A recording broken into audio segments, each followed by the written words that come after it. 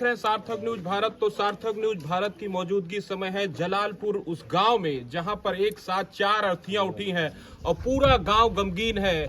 और इस खबर को सुनकर न केवल जिला बल्कि पूरे प्रदेश में जब ये खबर पहुंची तो पूरा प्रदेश, यहां तक कि उत्तर प्रदेश के मुख्यमंत्री योगी आदित्यनाथ ने ट्वीट किया। लेकिन आज यहाँ के स्थानीय विधायक जहरगुराज प्रताप हो या बाबागंज विधायक विनोद सरोज भी पीड़ित के घर आए थे।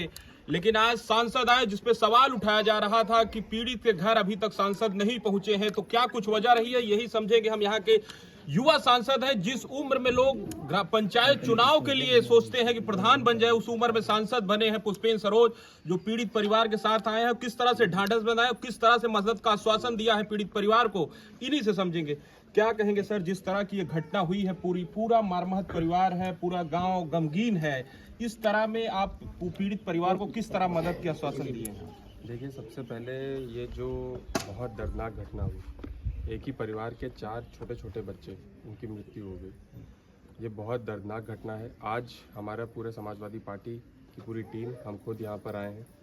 जब ये घटना हुई थी हम दिल्ली में थे, हमारी एक मीटिंग, बहुत ज़रूरी मीटिंग थी, और कल दिल्ली से लौटते ही शाम को आज हम यहाँ पर आए हैं।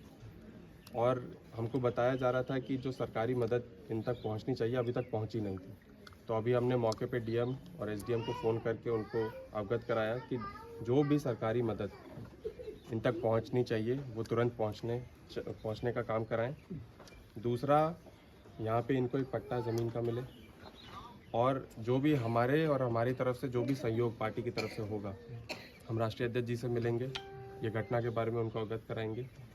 और सरकार की तरफ से जो मदद है वो तो मिलती रहेगी, लेकिन पार्टी, समाजवादी पार्टी की तरफ से जो मदद होगी वो इन तक पहुंचाने का काम करेंगे। एक सवाल और भी रहेगा सर कि जो भी योजनाएं बनती है खासकर उस समाज के लिए बनती है जो समाज अंतिम पंक्ति है, एससी और एसटी को ध्यान में रखकर ही सारी योजनाएं बनती हैं, और ये समाज आज भी हाशिए पर है। इस तरह की जो घटना हुई है, निश्चित तौर पर इसमें लापरवाही सामने आ रही है, क्योंकि तालाब जो होना चाहिए एक मानक के ऊपर, उसमें अचानक 2-3 फीट के बाद ही 6-7 फुट का गड्ढा हुआ सड़क निर्माण के लिए। तो क्या मानते नहीं है कि ये सरकारी खामी भी रही है जो इतनी बड़ी घटना हो गई गांव में? देखिए, सारी योजनाएं कागजों पे तो बहुत अच्छी दिखती है। भारतीय जनता पार्टी की सरकार में आप ये शब्दावली में तो डाल देते हैं कि पिछड़ों के लिए, दलितों के लिए, सबके लिए योजना बन रही है, लेकिन जब आप ज़मीन पे आते तो हकीकत बहुत परे है।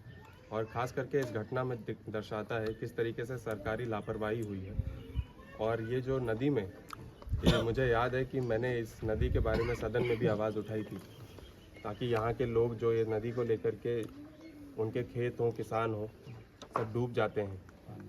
पानी की बरसात में बाढ़ आ जाती है, तो वो मौसम फिर से आ रहा है। मैं सरकार के, आपके माध्यम से सरकार से फिर से उनका ध्यान इधर आकर्षित करना चाहूँगा और बोलूँगा कि ये संज्ञान ले और इस पे कोई काम हो, वरना हमारे लोग पीछे ही रहेंगे, वंचित ही रहेंगे, और उनके खेत ज़मीन ऐसे ही डूबती रहेगी और आए दिन लोगों की जान जाती रहेगी। एक सवाल और भी रहेगा सर कि जिस तरह से यहाँ पूर्व सांसद रहे हैं विनोद सोनकर, उनकी अगर बात की जाए तो 10 साल यहाँ से सांसद रहे हैं, किसी भी दुख सुख में आते नहीं, लेकिन आप आते रहे हैं। और लेकिन ये लोगों को किस तरह से आप भरोसा दिलाने में कामयाब? एक परिवार से 3 अर्थी उठी है, एक परिवार से 1 उठी है, तो ये मरमहत परिवार है। यहाँ से लोग चले जाएंगे, सांसद विधायक आएंगे, चले जाएंगे, मीडिया का लाइमलाइट है, 4 दिन का ये चला जाएगा, लेकिन ये जख्म उनको सालों साल तक चुभता रहेगा। ऐसी क्या व्यवस्था करे सरकार, सांसद, विधायक की ये परिवार कम से कम इस दुख से जल्द उबर सके? देखिए, जैसा आपने कहा कि 10 साल तक यहाँ पे सांसद रहे, कभी सुख दुख में नहीं आए लोगों के, तो लोगों को याद रहता है वो, इसीलिए अब की बार वो हार गए। तो आज भी लोगों को याद रहेगा कि उनके दुख की घड़ी में कौन खड़ा है उनके साथ। और हम एक सांसद के रूप में एक संवैधानिक पद पे हैं, और संवैधानिक रूप से हम जो भी सरकार की जो नीतियाँ हैं उनसे इनको कैसे लाभ पहुँचा सकते हैं, वो पहुँचाने का काम और कर्तव्य और दायित्व हमारा है। आज हमने मौके पर आकर के ये सूचना हमको मिली थी कि इनके खाते में पैसा नहीं आया, कोई लाभ नहीं आया, तो हमने मौके में अधिकारियों को फ़ोन करके उनको बोला, अवगत कराया, और मुझे निश्चित है कि हम इनके साथ जब तक खड़े हैं इनको वो लाभ मिलता रहेगा।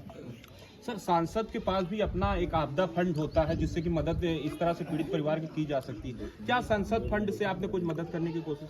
देखिए, सांसद फंड हमारा जुलाई में आएगा, और मुझे यहाँ, चाहे यहाँ की घटना हो, चाहे हमारे गंगा पार उधर कौशाम्बी की घटना हो, बहुत से लोग ऐसे आपदा में मरे हैं। मैंने सबकी सूची बनाई है और उस फंड से हम इनका लाभ पहुंचाने का काम करेंगे। और साथ ही साथ पार्टी का भी जो सहयोग इनको मिलेगा, जो हमारे राष्ट्रीय अध्यक्ष जी के द्वारा इनको आर्थिक मदद हो सकती है, वो भी हम इन तक पहुँचाने का काम करेंगे।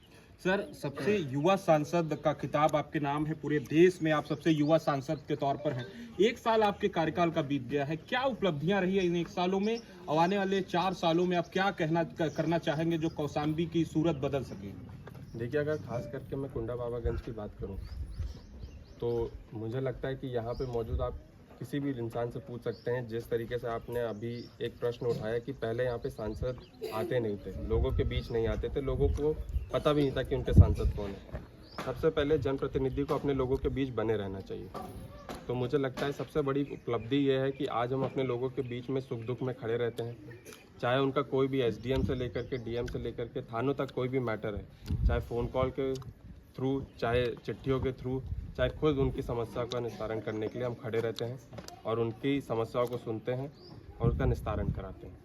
और रही बात सदन की, तो मुझे पता है कि अगर आप कहीं पे भी कुंडा बाबागंज से हमारे नौजवान साथियों से पूछेंगे तो जितनी बार हमने कौशाम्बी का नाम नहीं लिया होगा अपने वक्तव्य में, कुंडा बाबागंज का नाम उतनी बार हमने बहुत मजबूती से यहाँ की समस्याओं को उठाने का काम किया सदन में। तो सर, इसमें एक कारण और भी है कि कुंडा बाबागंज के लोगों ने आपको हाथों हाथ लिया है और दिल पे बैठाया है। जिस तरह के मार्जिन से यहाँ विजयी बनाया है, ये दायित्व भी आपका बढ़ जाता है कि कुंडा बाबागंज के लोगों को आप खास तवज्जो दें।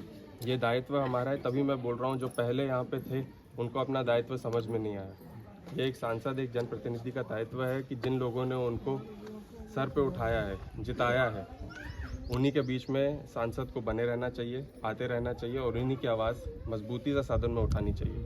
सर, एक सवाल और भी रहेगा, क्योंकि आप